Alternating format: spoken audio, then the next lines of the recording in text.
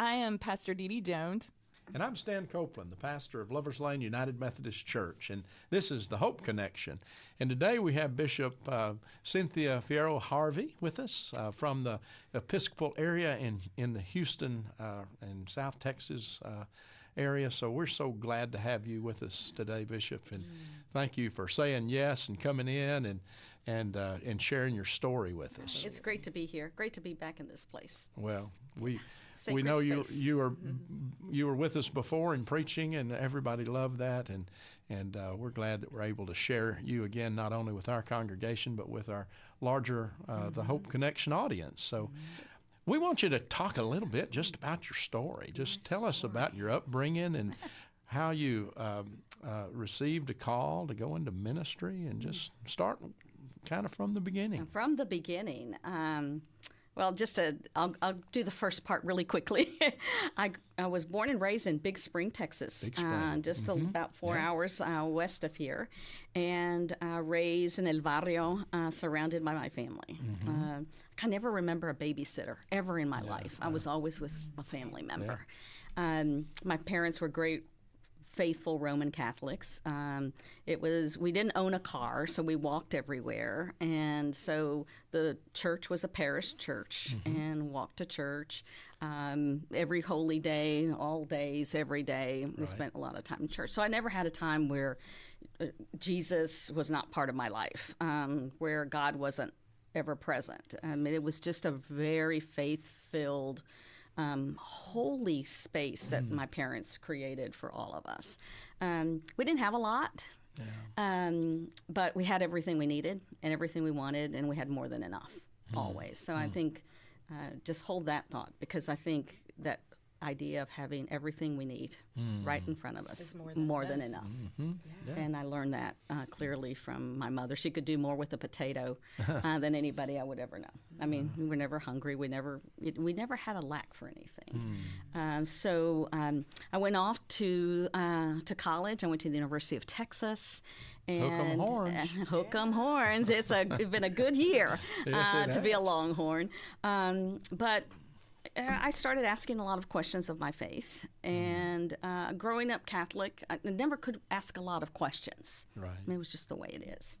And so I started to explore some other things, and I remember while I was at the University of Texas, I got involved in the Baptist Student Union, and I was one of those annoying people that knocked on your dorm door and said, do you believe in Jesus?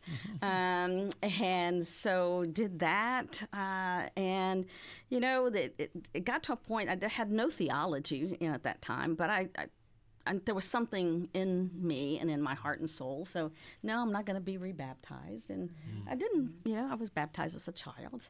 And so I met my husband, Dean, while at the University of Texas, and he'd grown up Missouri Synod Lutheran. Oh. I'd grown up Catholic, had been to the Baptist Student Union, the Presbyterians. I kind of explored everything. And hold this thought, too, because it has shaped me even still today. We met in the middle. Wow. We met in the middle. Yeah. And it was a place where we didn't have to put away what we had brought. He brought what he brought as a Missouri Synod Lutheran. Left very behind conservative. Very conservative. He left some things behind that he needed to leave behind. I did the same. And we came together in a United Methodist Church. Wow. And so we met in the middle. So the middle is a really important place for me, where you don't have to give up who you are. You don't have to, you just could be you. Yeah. And so we got married a few years later. Before we were married, I moved to Atlanta. And I was hired before I graduated. I was my degree's in journalism with a specialization in public relations. Okay. So I did my internship at a shopping center in Austin. And so that company hired me, and I graduated early because I was going to go to law school. So I went to school in 3 years. A lot of that was going to school in 3 years to try to get to give my parents some relief. You know, my parents mortgaged a house for me to go to college. You know, it's just that way. Yeah. And so, and I was going to go to law school, but then they offered me a job, and that sounded really exciting when you're 20 years old, because I wasn't quite 21. Wow. And I moved to Atlanta, spent 3 years in Atlanta, moved back to Austin. I had a 12-year career in a corporate marketing job that I loved. Still today, I think has had more influence on me than anything I have done. And then we moved to Houston because Dean had moved twice for me. And he also worked for the same company. And I said, the next move really ought to be yours. Next move really ought to be yours. So we moved to Houston, and they had a place for me. They made a room for me. I became a regional director of marketing, side shopping centers in Texas, Louisiana, Colorado, all over the place, Arkansas. And so we worked together for a while, became involved in a local congregation in Houston, and that's where I found joy. And Wow. I went into Dean's office one day, and I said, I think I'm going to retire. I've been with him now 12 years. So I think I need to retire because, God, I just can't get away from this. I can run, but I can't hide anymore. And I retired from my job and went to work in a local congregation. Wow. So Now, what were you doing in that local congregation? Well, this is the interesting part in this congregation. We were there as lay people, Right. and we joined that church because it was near our house. We were 20-something, and so it was easy. We would not have to get up that early to go to church. Which is important. It was really important. We wouldn't have to get up that early. It was close. We didn't have to fight Houston traffic and none of that. And so we got there, and we learned that the founding pastor had just left. Listen to this. With 2/3 of the congregation had left the denomination and had left this church, Foundry United Methodist Church, with, debt for, 1,000 or so members. There was 250 remnant left. And we walked in shortly after the new pastor had arrived, Godfrey Hubert. Yeah. And the church, it was hard. We didn't have a lot of money. Godfrey was the only staff person. Everybody was a volunteer. And Dean cut the grass.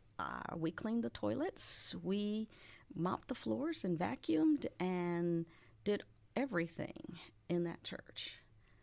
And to this day, it is the most amazing ministry I have ever done in my life, ever. Because it took all of us to do this. And perhaps that's why this time in the United Methodist Church has been a little bit of a return to my roots in lots of ways.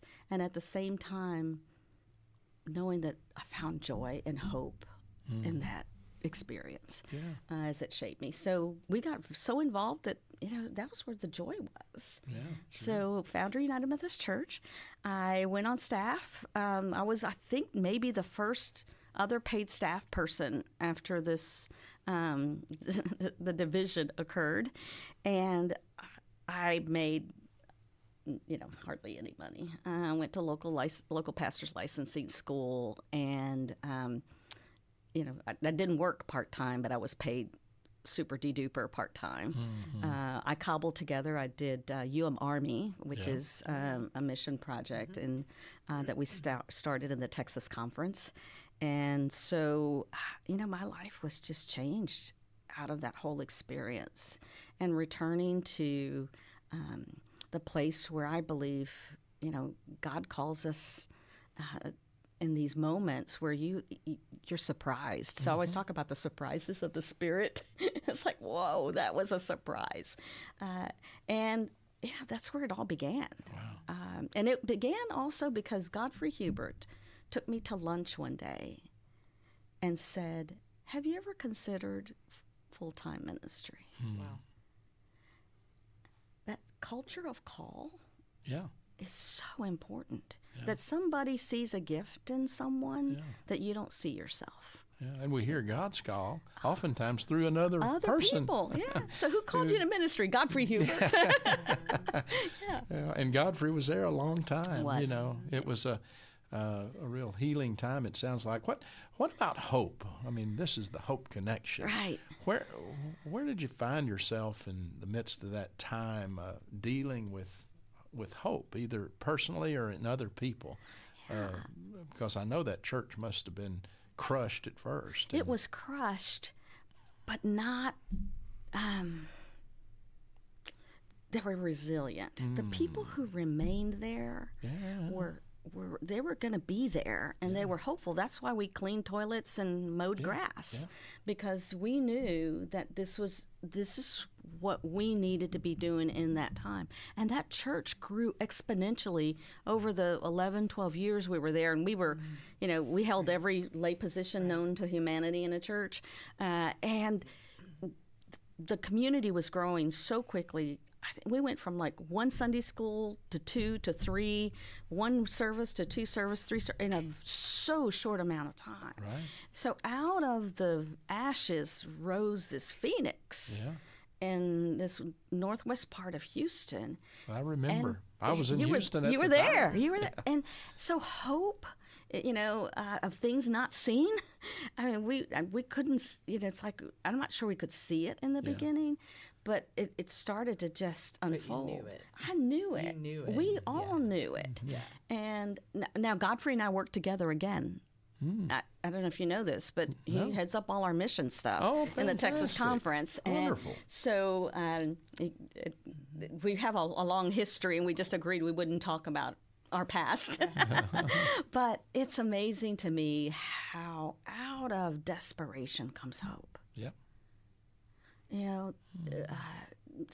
Day by day, new mercies I see, strength for today and bright hope for tomorrow. And it doesn't say hope 20 years from now or hope. Hope for tomorrow. It's tomorrow. It's now. And I just have lived with that. And when things seem desperate, when things seem out of control and chaotic, strength for today, bright hope for tomorrow. Great is God's faithfulness. And Bishop, you bring a hope to those that are following too. Mm-hmm. You bring such a hope to women that we can be strong and that it's okay to be strong. But not only is it okay to be strong, but it's okay to be us. Yeah.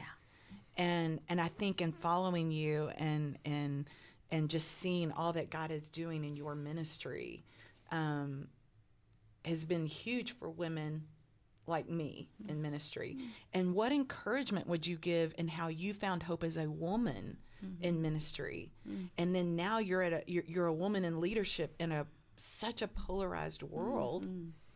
So you're 20-something years old in that place, and all of a sudden it's kind of interesting how it matches where you started and where you I'm are back today. to where I began. Yeah, I am back to where yeah, I began. I think that oftentimes, that whole idea of women leaning in, and not in a way that is, we're treated very differently. Sometimes we have the same attributes as our male counterparts, but described differently, right? And I think you've got to lean into who you are, what your strengths are, without being combative. And there are times that it's like, okay, stop talking, step out of the space. Right. But I think you've got to be authentic. I think people know that when you're not. I mean, this is the only way I know how to be. And, I always say there are times where my mother was a force to be reckoned with. And I always wonder, it's like, oh my gosh, I'll say something, here comes la chancla. I don't know if y'all know that saying where my mother would take off her house shoe and, slap you upside the, bottom for it. But so I catch myself there. But I come from a stock of really strong women, who live to be 100 years old. I mean, it is. So I'm hopeful that I can do that. But a lot of it is to be who you are, true to that, and who God is asking you to be. I sat with a mentor, John Wynn, who recently died, and he had me create my I believe statements, and that's not like. It's not I believe in God the Father Almighty. Yeah, we know that. But what do I believe? What's the sword that I'm willing to die on? And those I believe statements have been with me now for a long time, and they don't vary much. Some of them have gotten refined as I've had experiences, but I go back to those all the time. And I think when we know who we are, right, identity matters, yes, and treat people like they matter, that they're important, that they have a voice, that they deserve to be loved. I mean, those are all, but I will say that my experiences growing up with those strong women, the experiences I've had in the church have really helped me understand how important those values are. Yeah. So, I love hanging out with young girls and talk about, you don't have to be something else.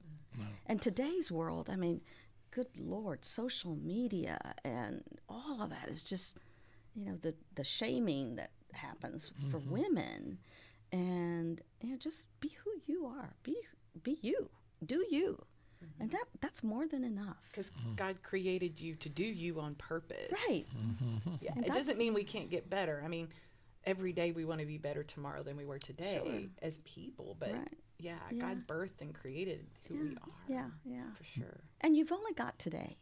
Yes, I think that's the other today. Bishop Harvey, we need to get you back because I want to talk some more. Okay. I want to talk about women in ministry. Okay. One of the things I'm so thankful for being a United Methodist is how, we've involved through the years and in quite strong ways today, women in ministry, which is so very important. Amen. Amen. And, amen. Amen. Not all denominations do that. No. But that's one aspect of ours that I'm very, very proud of. I think it strengthens us. But I want to talk, too, about this experience that you've shared, the church experience of your call, and how you took that into your Episcopal assignment that you now have in Houston. So we'll be coming back again, but thanks for tuning in to Hope Connection. And Dee Dee, it's been a privilege, hasn't it, to be with the Bishop today? Absolutely. We'll see you in our next show. Privilege is mine. Thank you.